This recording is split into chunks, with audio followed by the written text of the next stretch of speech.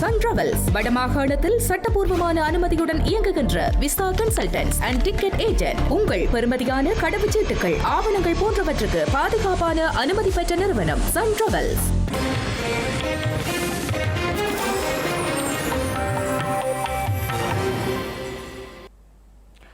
வணக்கம். இது ஐபிசி தமிழின் காலை நேர பிரதான செய்திகள். முதலில் தலைப்புச் செய்திகள்.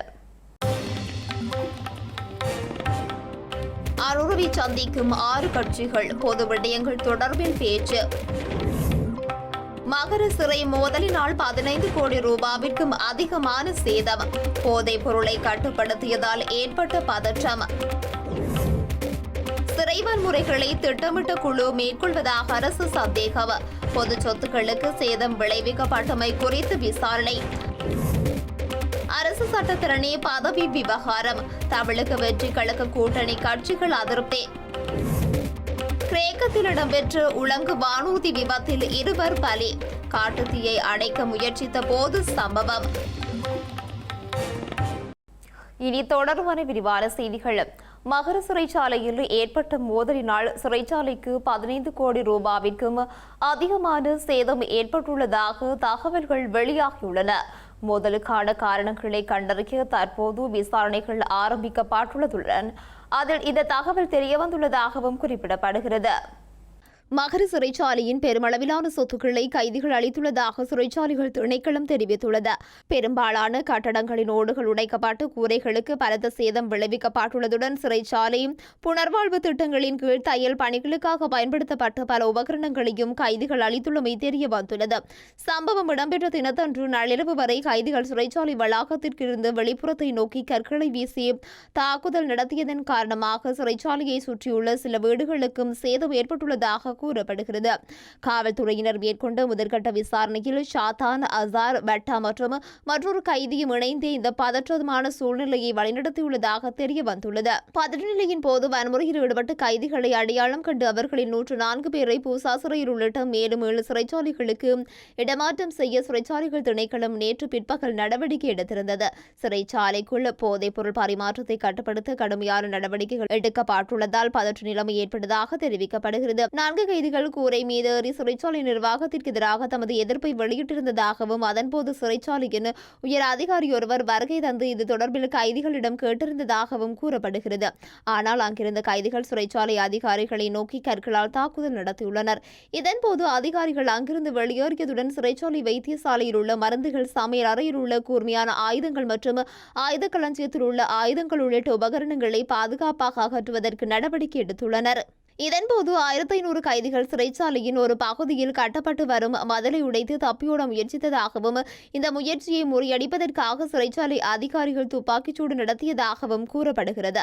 இதன்போது மற்றொரு குழுவினர் சிறைச்சாலையின் கட்டடம் ஒன்றுக்கு தீ வைத்ததுடன் அவர்களில் உள்ள ஒரு குழுவினர் கைதிகளிடமிருந்து கைப்பற்றப்படும் போதைப் பொருட்கள் சேமித்து வைக்கப்படும் கட்டடத்தை உடைத்து அங்கிருந்த போதைப் பொருட்களை பயன்படுத்தியுள்ளதாக முதற்கட்ட விசாரணையில் தெரிய வந்துள்ளது. இவ்வாறான பின்னணியில் மேலும் சில கைதிகள் ஏனைக்கு தடுத்து வைக்கப்பட்டிருந்த சிறைக்கூடங்களுக்கு சென்று அங்குள்ள பூட்டுக்களை உடைத்து அவர்களும் சிறைக்கூடங்களிலிருந்து வெளியே வருவதற்கு சந்தர்ப்பம் ஏற்படுத்தி கொடுத்ததாக தெரிவிக்கப்படுகிறது. அவர்களில் ஒரு பகுதியினர் சிறைக்கூடங்களிலிருந்து வெளியே வந்த போதிலும் மற்றொரு குழுவினர் அதனை மறுத்து தாம் தாங்கியிருந்த சிறைக்கூடங்களிலேயே தங்கியிருந்துள்ளனர்.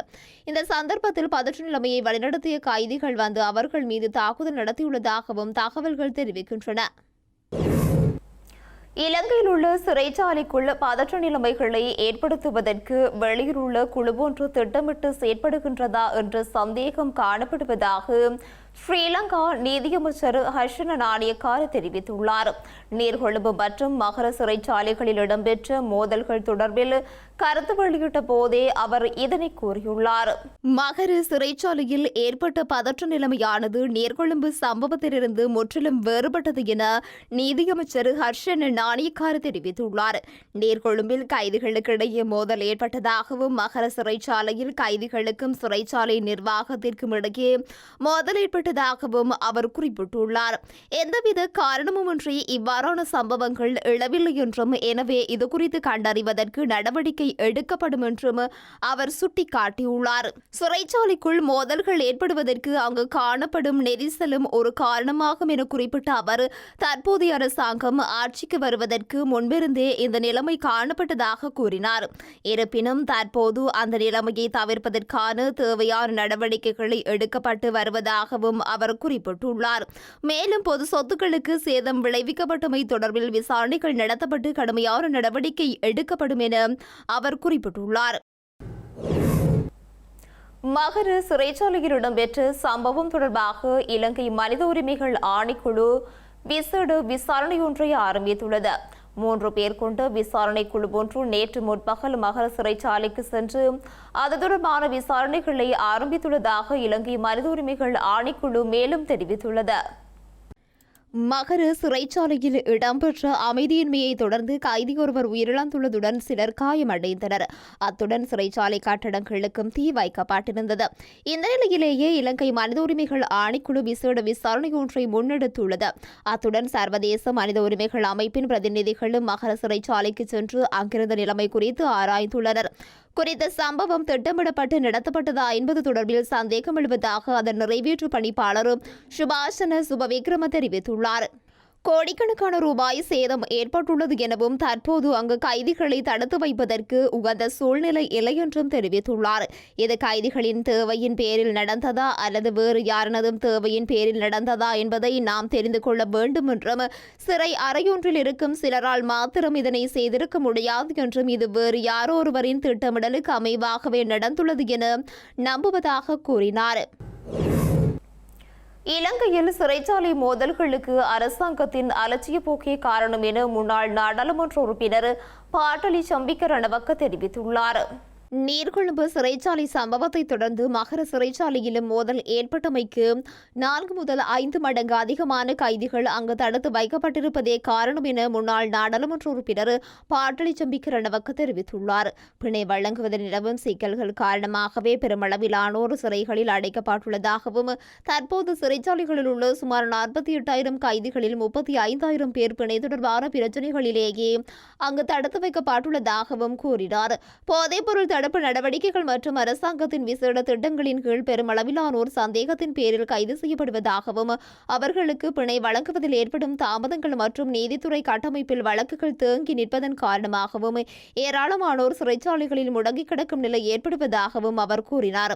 எனவே கடந்த அரசாங்கத்தின் ஆட்சி காலத்தில் நிட்டம்பு மற்றும் களுத்துறை ஆகிய பிரதேசங்களிலும் நவீன வசதிகளுடன் கூடிய புதிய சிறைச்சாலை தொகுதிகளை நிர்மாணிப்பதற்கு முயற்சிப்பதாகவும், அந்த 2 திட்டங்களையும் உடனடியாக செயற்படுத்துமாறு அரசாங்கத்தை கேட்டுக்கொள்வதாகவும் அவர் வலியுறுத்தினார். ஸ்ரீலங்கா ஜனாதிபதி அனுர்குமார் திசாநாயக்கவிற்கும் 6 கட்சிகளின் கூட்டணிக்கும் இடையிலான சந்திப்பொன்று இன்று காலை இடம்பெறவுள்ளது.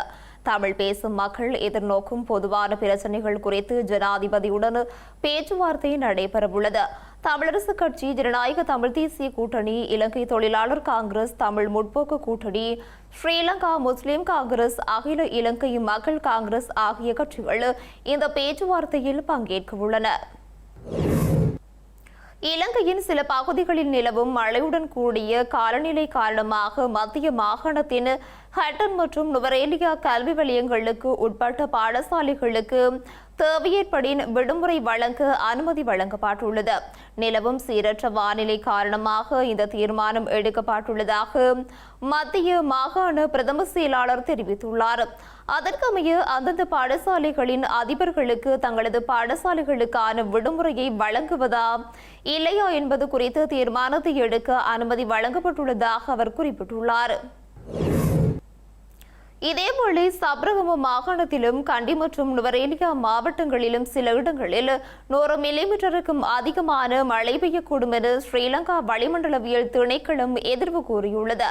மத்திய சப்ரகமுவா ஊவா கிழக்கு மற்றும் தென் மாகாணங்களில் அவ்வப்போது மழையோ அல்லது இடியுடன் கூடிய மழையோ பெய்யக்கூடும் என்பதுடன் அந்த பகுதிகளில் மிகமூட்டமான வானிலை காணப்படும் என வளிமண்டலவியல் திணைக்களம் தெரிவித்துள்ளது.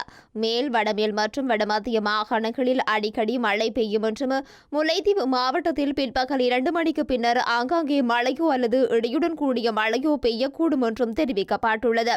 வடமத்திய சப்ரகமுவ தென் மத்திய மற்றும் வடமேல் மாகாணங்களில் அவ்வப்போது மணத்தியாலத்திற்கு 40 தொடக்கம் 50 கிலோமீட்டர் வேகத்தில் பலத்த காற்று வீசக்கூடும் என்றும் வளிமண்டலவியல் திணைக்களம் தெரிவித்துள்ளது.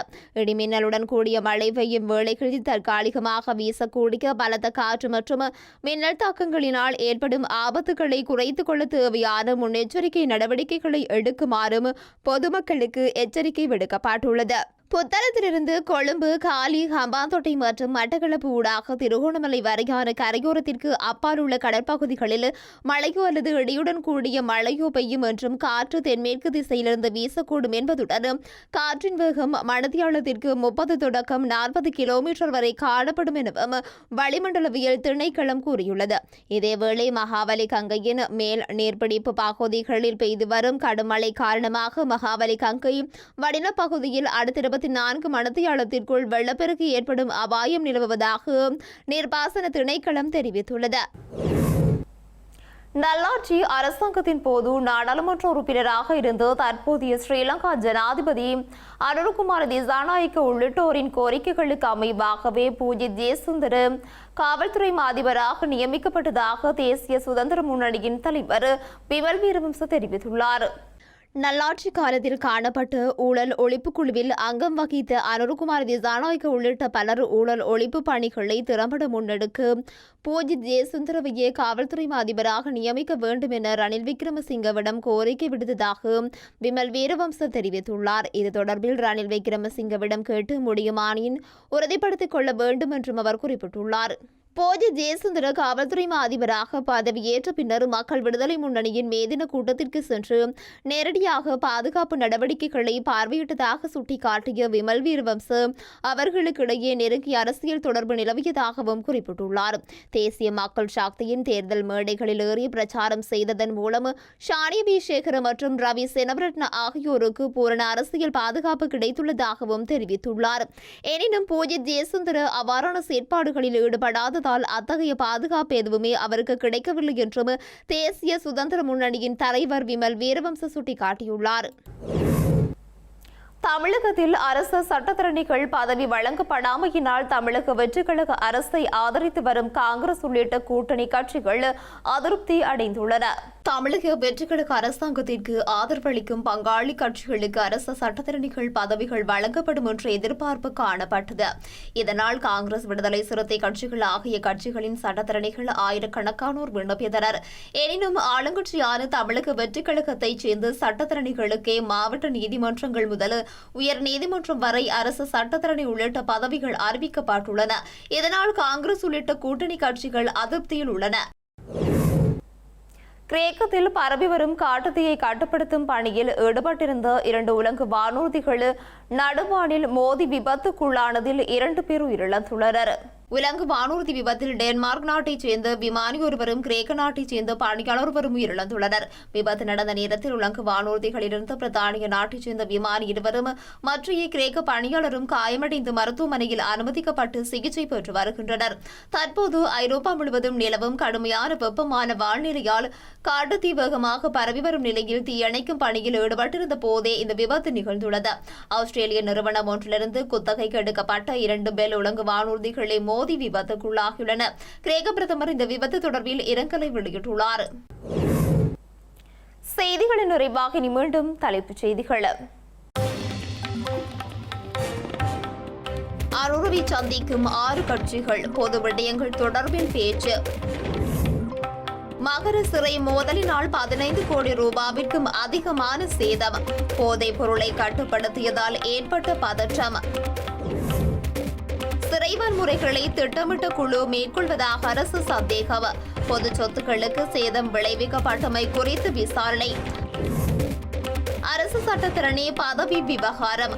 தமிழக வெற்றிக்கழக கூட்டணி கட்சிகள் அதிருப்தி. கிரேக்கத்தில் இடம்பெற்ற உலங்கு வானூர்தி விபத்தில் 2 பலி. காட்டுத்தீயை அணைக்க முயற்சித்த போது சம்பவம். இத்துடன் ஐபிசி தமிழின் காலை நேர பிரதான செய்திகள் நிறைவு பெற்றன. உடனுக்குடன் செய்திகளை அறிந்து கொள்ள ibctamil.com என்ற எமது இணையதளத்தினை பார்வையிடுங்கள். வணக்கம்.